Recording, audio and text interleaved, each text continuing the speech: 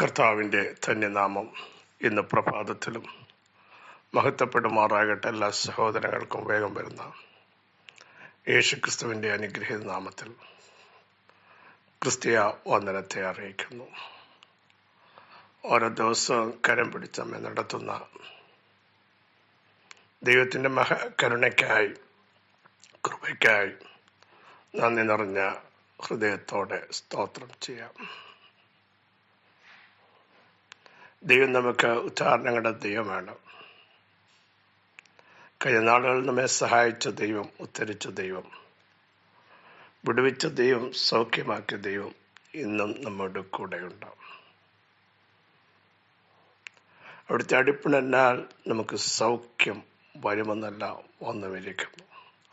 കൽവറിയിൽ എൻ്റെ യേശു ഏറ്റ അടിയുടെ പിണരുകൾ സൗഖ്യത്തിന് വേണ്ടിയായിരുന്നു. അങ്ങനെയെങ്കിൽ ഇന്ന് പകലിലും ആ സൗഖ്യം നമുക്ക് ഏറ്റെടുക്കാം, ആ ബലം നമുക്ക് ഏറ്റെടുക്കാം. നമ്മുടെ സകല ശാപങ്ങളെയും യേശു കാൽവറിയിലൂടെ തകർത്ത് കളഞ്ഞു. വിരോധമായി എഴുതി വച്ചിരിക്കുന്ന സകല രേഖകളും കയ്യെഴുത്തുകളും ക്രൂശിന്മേൽ തറച്ചതിനെ മായ്ച്ചു കളഞ്ഞു. പിശാചിൻ്റെ സകല തന്ത്രങ്ങളെയും എൻ്റെ യേശു കാൽവറിയിൽ തകർത്ത് കളഞ്ഞു. അവൻ്റെ തലയെ തകർത്തു. അവയുടെ മേൽ ജയോത്സവം കൊണ്ടാടി. എന്നിട്ട് പാമ്പുകളെയും തേളുകളെയും ശത്രുവിൻ്റെ സകല ബലത്തെയും ചവിട്ടാൻ അവിടെ നമുക്ക് അധികാരം നൽകി. അവയിലൊന്നും നമുക്ക് ദോഷം ചെയ്യുകയില്ല. ധൈര്യത്തോടെ പറ, എൻ്റെ നീതിമാൻ വിശ്വാസത്താൽ ജീവിക്കും. എല്ലാ കാലഘട്ടത്തിലും വിശ്വാസത്താൽ ജീവിക്കുന്ന, വിശുദ്ധിയോടെ ജീവിക്കുന്ന, പ്രമാണപ്രകാരം ജീവിക്കുന്ന ഒരു സമൂഹത്തെയാണ് ദൈവം നോക്കുന്നത്. പ്രിയരെ, ആവർത്തിച്ച് പറയുന്നു, ഇവിടെ കുറേ സമ്പാദ്യമുണ്ടാക്കി ഇവിടം കൊണ്ട് തീരാനല്ല അവിടെ നമ്മളെക്കുറിച്ച് ആഗ്രഹിക്കും. നമ്മുടെ അന്വേഷണം ഉയരത്തിലുള്ളതായിരിക്കണം. ഉയരത്തിലുള്ള ചിന്തിക്കണം. ഉയരത്തിൽ നമുക്ക് ഡിപ്പോസിറ്റ് ഉണ്ടാവണം, നിത്യത്തിലെത്തണം. ഇവിടെ എന്തുണ്ടാക്കിയാലും അവസാന സമയത്തൊന്നും മേളോട്ട് നമ്മൾ കൊണ്ടുപോകില്ല. ആരും കൊണ്ടുപോയിട്ടുമില്ല. എല്ലാവരും ഇട്ടേച്ച് പോകേണ്ടി വന്നു. അതുകൊണ്ടാണ് പൗലോസ് പറയുന്നത്, ക്രിസ്തു നിമിത്തം ഞാൻ സകലവും ചപ്പന്നും ചവർന്നു വേണ്ടുന്നു. ഒത്തിരി ഡിഗ്രി ഉണ്ടായിരുന്ന ധനാഢ്യനായ, ഉന്നത പാരമ്പര്യം പറയാനുണ്ടായിരുന്ന വ്യക്തിത്വം പറയുക, ക്രിസ്തു നിമിത്തം ഇതെല്ലാം ഞാൻ വേണ്ടാന്ന് വെക്കുന്നു. ക്രിസ്തുവോ സ്വർഗരാജ്യത്തെ പറ്റി ഓർത്താൽ ഈ ഭൂമിയിലെ നേട്ടങ്ങൾ അത് വലിയ കാര്യമല്ല. നമ്മൾ പലരും ഈ ഭൂമിയിൽ കുറെ നേടുവാൻ ശ്രമിക്കുമ്പോൾ കർത്താവുമായി നമ്മളെങ്ങനെയായിരിക്കുന്നു എന്ന ചിന്ത എപ്പോഴും നമ്മളെ ഭരിക്കണം. കർത്താവുമായുള്ള നമ്മുടെ ബന്ധം എങ്ങനെയായിരിക്കുന്നു? ദൈവത്തിലുള്ള നമ്മുടെ ആശ്രയം എങ്ങനെയായിരിക്കുന്നു? പരിശുദ്ധാത്മാവിൽ നമ്മൾ ശക്തി പ്രാപിക്കാറുണ്ടോ? കർത്താവിനോട് സംസാരിക്കാറുണ്ടോ? ജീവനുള്ള ദൈവത്തിൻ്റെ കരത്തിൻ്റെ വല്ലഭത്വം അനുഭവിക്കണം. അതാണ് യോഹന്നാൻ പുസ്തകം ഒക്കെ പറഞ്ഞത്, നിങ്ങൾ തൊട്ടത്, അനുഭവിച്ചത്, രുചിച്ചതുമായ ജീവൻ്റെ വചനം. Praise God. അവരെ തൊട്ടു, അവരത് അനുഭവിച്ചറിഞ്ഞു. അതുകൊണ്ട് ദാവീദിന്റെ ഭാഷയിൽ പറഞ്ഞാൽ യഹോവ നല്ലവൻ എന്ന് രുചിച്ചറിഞ്ഞു. ടേസ്റ്റ് ചെയ്തൊരു മനുഷ്യന് പറയാൻ പറ്റും ദൈവം ആരാന്ന്. ആപ്പിൾ ടേസ്റ്റ് ചെയ്തവനെ ആപ്പിളിൻ്റെ രുചി മറ്റുള്ളവരോട് പറയാൻ പറ്റുള്ളൂ. നമ്മൾ ആപ്പിൾ കണ്ടു എന്നേ പറയാൻ പറ്റുള്ളൂ. ഇതുപോലെ ദൈവത്തെ രുചിച്ചറിഞ്ഞവൻ എല്ലാ കാലഘട്ടത്തിലും പറയും, യഹോവ നല്ലവനെന്ന് രുചിച്ചറിവീൻ. അവനെ ശരണം പ്രാപിക്കുന്ന പുരുഷൻ ഭാഗ്യവാൻ. പ്രിയ സഹോദരങ്ങളെ, ആ ഒരു ഭാഗ്യം നമ്മുടെ അകത്ത് എപ്പോഴും ഉണ്ടാവണം. അതിൽ നമ്മൾ സംതൃപ്തരാവണം. എൻ്റെ ദൈവത്തെ എനിക്ക് രുചിച്ചറിയാനിടയായിട്ടുണ്ട്.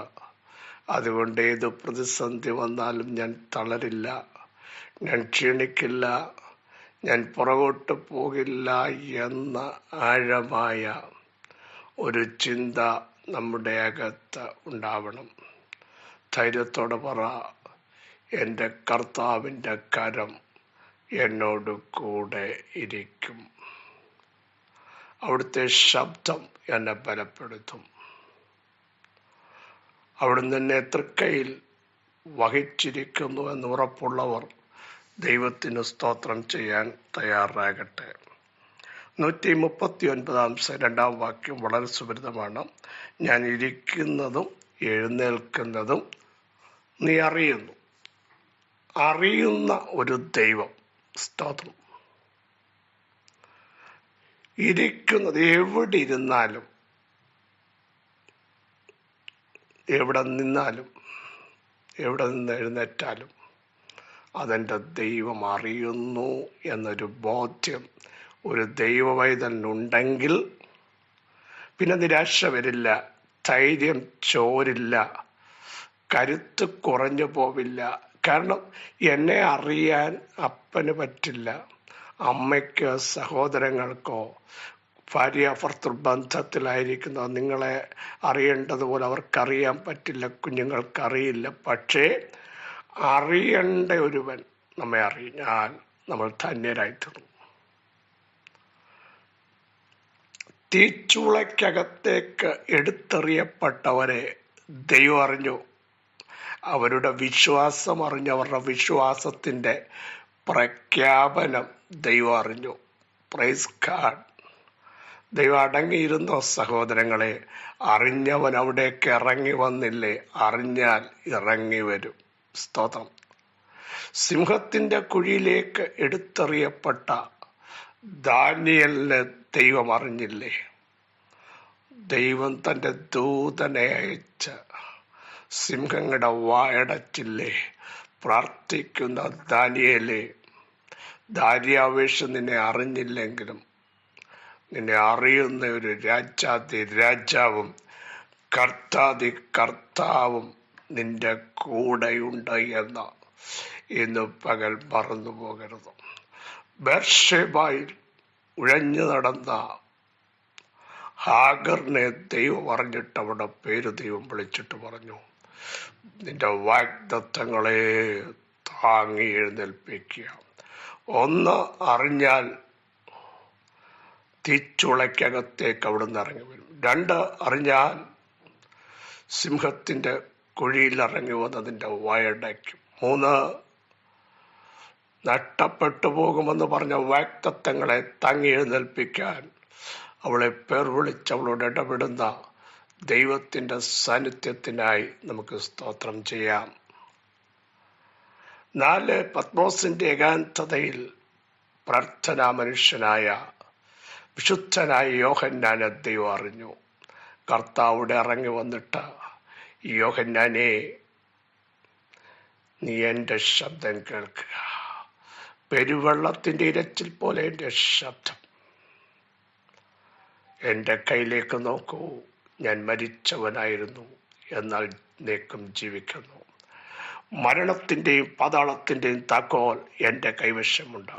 അറിഞ്ഞാൽ നിന്നോട് വ്യക്തമായി സംസാരിക്കുന്ന ഒരു ദൈവം. മിസ്രൈമിലായിരുന്ന ജനത്തിൻ്റെ കഷ്ടത, വേദന, സങ്കടം, തകർച്ച കർത്താവ് പറഞ്ഞു, അത് ഞാൻ കേട്ടു, അറിഞ്ഞു. ഇതാ ഞാൻ ഇറങ്ങി വന്നിരിക്കുന്നു. അങ്ങനെയെങ്കിൽ നമ്മളെ കർത്താവ് അറിഞ്ഞാൽ, നിങ്ങളുടെ തലമുറകളെ അറിഞ്ഞാൽ നിങ്ങൾ ശക്തരായി തീരുമെന്ന് വചനത്തിലൂടെ വിളിച്ചു പറയാൻ എനിക്ക് നിയോഗമുണ്ട്. 38 സംവത്സരമായി വിദഗ്ധ കുളക്കരയിൽ കിടന്ന ആ മനുഷ്യൻ അവിടെ കിടക്കുന്നത് യേശു അറിഞ്ഞു. ചാൻസ് നഷ്ടപ്പെട്ട, മനസ്സിടിഞ്ഞ, ഇനി രക്ഷപ്പെടത്തെന്ന് ഉള്ളിൽ ചിന്തിച്ച അവനെ കണ്ട് യേശു അവൻ്റെ അടുക്കിലേക്ക് വരികയാണ്. ഒരു പ്രോസസ്സിങ്ങും കൂടാതെ ദൂതനിറങ്ങി വെള്ളം കലക്കണം. നേരത്തെ അങ്ങനെയാണ് ചെയ്തത്, പലരും രക്ഷപ്പെട്ടു. പക്ഷേ കർത്താവ് അറിഞ്ഞാൽ പ്രോസസ്സിങ് കൂടാതെ,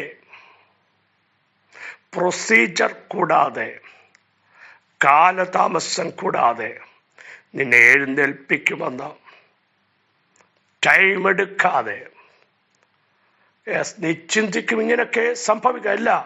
അതൊന്നുമില്ലാതെ നിനക്ക് വേണ്ടി പ്രവർത്തിക്കുന്ന ഒരു ദൈവമാണ് നിന്നെ അറിയുന്നത്.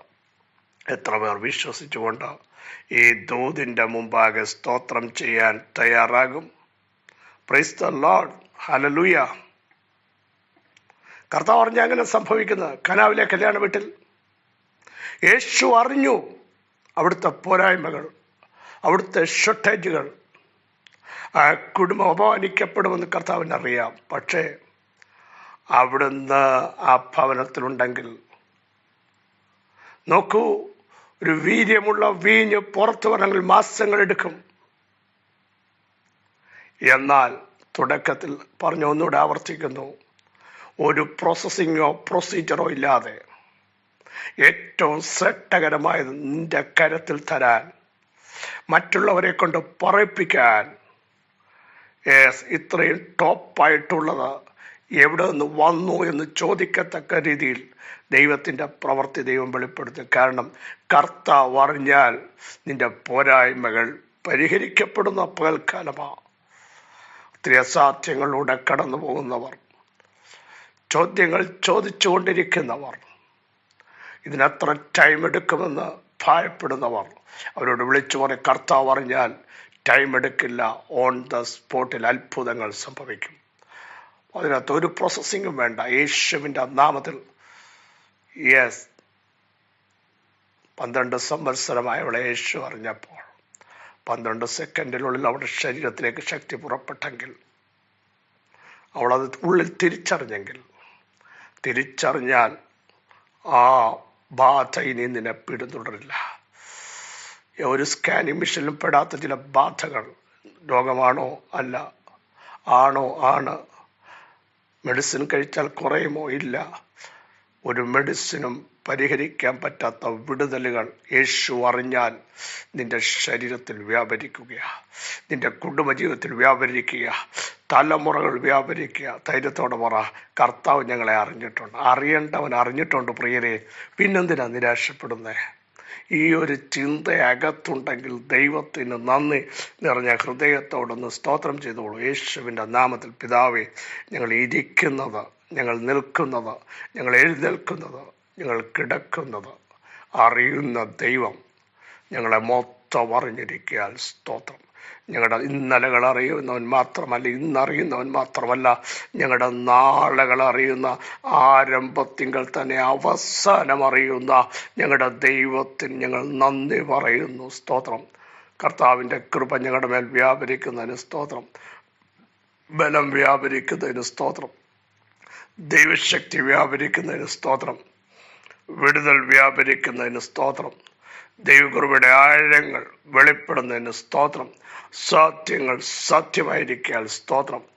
ബലം കൽപ്പിക്കപ്പെട്ടിരിക്കാൻ സ്തോത്രം. ഇവിടെ ആത്മാവിൻ്റെ ഇടപെടിയിൽ നസ്രനായ യേശുവിൻ്റെ നാമത്തിൽ വെളിപ്പെടുത്തിയിരിക്കാൻ സ്തോത്രം. സകല മഹത്വം അങ്ങേക്കാം യേശുവിൻ നാമത്തന്നെ. ആമേൻ, ആമേൻ, ആമേൻ. പ്രിയരെ, ധൈര്യത്തോടെ പറ, കർത്താവ് എന്നെ അറിഞ്ഞിരിക്കുന്നു, എൻ്റെ തലമുറകളെ അറിഞ്ഞിരിക്കുന്നു, എൻ്റെ കുടുംബത്തെ, എൻ്റെ സഭയെ അറിഞ്ഞിരിക്കുന്നു. ഭയപ്പെടരുത്. അവിടുന്ന് അറിഞ്ഞാൽ ഇറങ്ങി വരും. അടയ്ക്കേണ്ടതിൻ്റെ വായടയ്ക്കും.